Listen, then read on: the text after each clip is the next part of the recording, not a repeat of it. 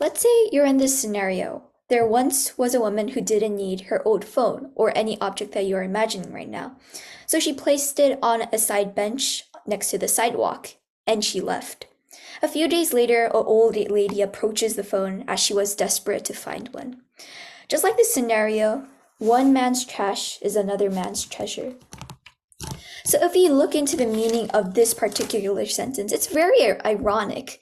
If it's your trash, then there might be someone who's looking for that specific trash, which they quote unquote call it treasure. So this is all about having different lenses or different perspectives towards society. Maybe someone needs what you have that you think it's worthless. The funny thing of having different perspectives and lenses of the ways how you approach to certain ideas is immensely varies depending on the person's or on the individual's current situation or state, depending on their status as such. For example, if you are a person living in poverty, you may think, oh, you might need shelter, clothes, or many vital factors in life that you might need in life. Or compared to a person who is basically rich or basically who doesn't live in poverty, for example, like the medium class or the higher class, they might think that, oh, we don't need those stuff because we already have it. So it's basically worthless to them, while thus people who are living in poverty needs them. So this is why the concept of donations came up. Donations exist so you can give a helping hand to those who are living in poverty, or those where you are basically donating your trash to people who need the trash, which they think it's a treasure to them.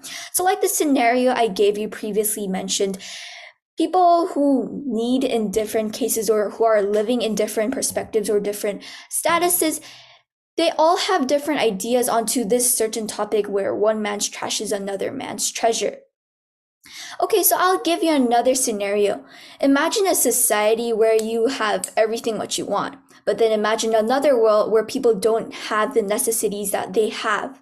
So if we contrast to both of these worlds, we can very see the contrary between them. This is because people who already have a lot, they might don't need the leftovers of what they have.